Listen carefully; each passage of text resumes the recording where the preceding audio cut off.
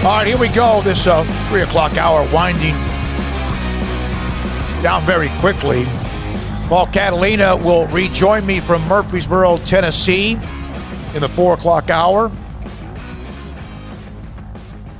Senate hearings continue in Austin. They might need to get some blow-up mattresses to take a nap, to get some sleep before that thing. And I guess I am making light of it. Never have I heard so much over 2 hours without anything being said, and you wonder why sometimes things can't get done. But they're having the meeting. Mac Rose will try to help us kind of summarize it a little bit here later in the show. We're now joined by Jed Drenning. He's a sideline reporter for West Virginia, the Mountaineers. We've always relied on Jed for a lot of our WVU, our West Virginia coverage. Jed, West Virginia fans, Brigham Young fans, UCF, Memphis, and a couple of others have been the most, at least to me, it seems, the most outspoken about what's next. And, hey, West Virginia's a part of a Power 5 for right now. What right now is the mood in Morgantown? Well, there's a degree of uncertainty, I think, in the college football picture at large for a long list of programs, right, Dave? I mean, what's playing out is it's not our first rodeo with this either. We went through something relatively similar back in 2003 when what was the old Big East fell apart and gave way to the new Big East, and then again in 2011 when what remained of the new Big East kind of imploded. And, of course, we ended up with a lifeline to the Big 12 in 2012. So it's not our first experience with this sort of thing, but there's obviously a certain degree of uncertainty attendant to it. Yeah, and there has to be. And I know that there has been, as you mentioned, West Virginia's been down this road before. Has E. Gordon Gee said anything? Anything been said by the president at all? Well, he knows when to play it close to the vest. I mean, I will say this. I'll defer back to the fact that in times of crisis, you certainly hope that you have the right leadership team in place. And the last time we did, we had a good combination of a president and an AD that got some things done. And I truly believe this time around we're in really capable hands as well with President Gee and with Shane Lyons as our athletic director. I think at the end of the day, they're both well-connected people, but of course this isn't based on friendship.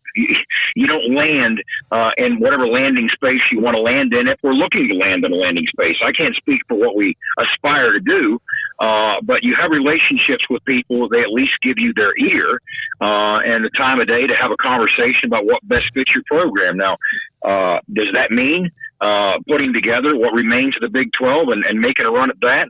Does that mean landing somewhere else when all these pieces, when all the dust clears?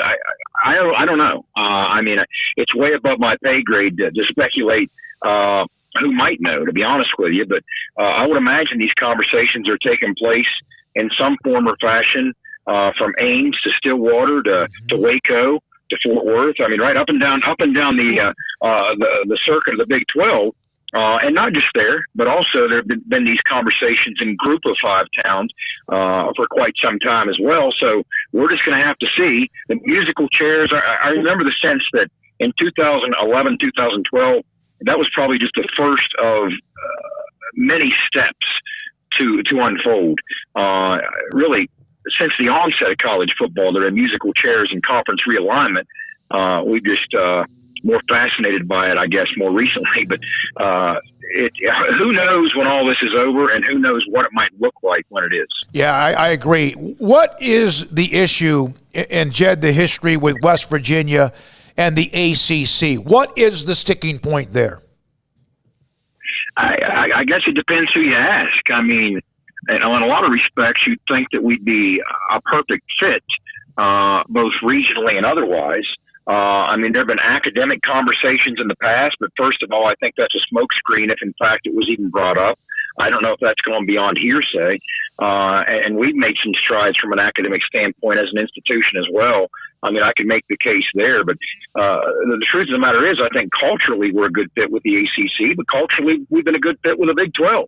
I mean, I'll be honest with you, Dave. It's fun to roll into those Big 12 towns and those Big 12 venues where football really matters to them. Yep. Okay. And as a West Virginia guy, that really fits us. I mean, it could be a 1-9 Kansas team, and the night before we're playing them in Lawrence, an old couple with Jayhawk paraphernalia, walk up to our table because they see the Flying WV on our shirt and they want to talk about their 1-9 football team. I mean, that's a refreshing thing in today's college football. It's a league that cares about their football. They care about their sports, and in that respect, I think we have been a good fit. So who knows where all this goes, but you have to be nimble enough to do what's best for your team and your program. And if that means solidarity saves the day, then that's what that means. And if it doesn't, and the thing implodes, again, this is pure speculation on my part. Sure. It's good for talk radio, right? Yeah. I mean, right, Davis? Why didn't this happen 3 months ago so you guys could throw the dog days of summer with this kind of chatter? But it's definitely good for talk radio. No, but at the end of the day, who knows?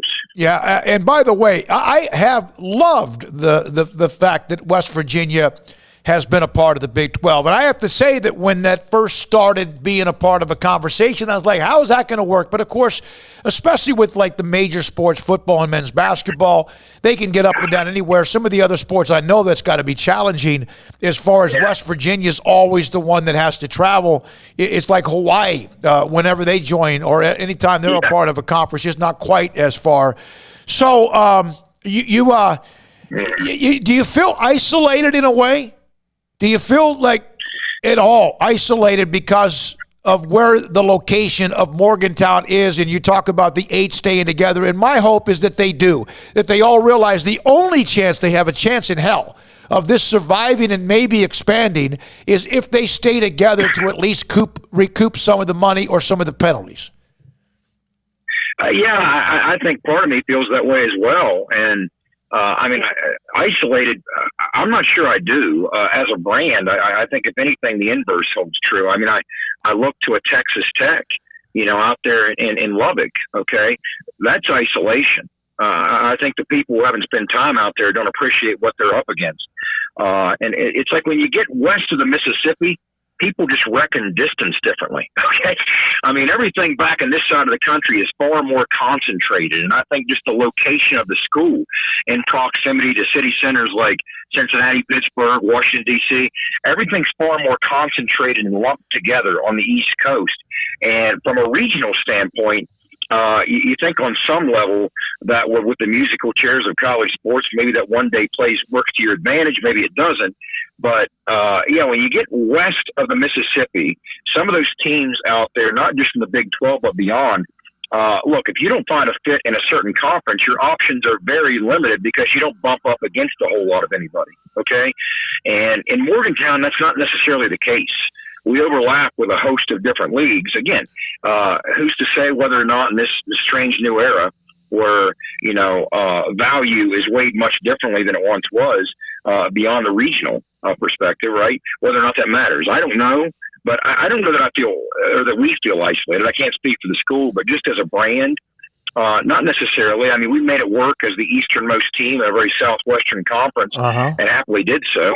Once we hop off the plane, okay, and step into Jones Stadium in Lubbock or, step into Amon G. Carter or step into any of these venues, step into, the Palace on the Prairie, we were right at home. I mean, it was a great college football venue and we felt like we belonged there among people of our ilk, right? So all of a sudden, the distance didn't matter, Yep.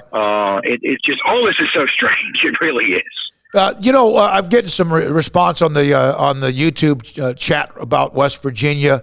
When the ACC was looking at expanding, did West Virginia, were they told, give me the history here, Jed, were they told no and then they accepted Louisville?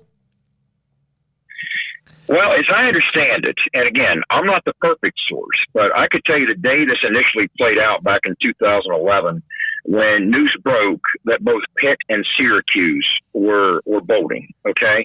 We were on our way to play Maryland at Byrd Stadium in College Park.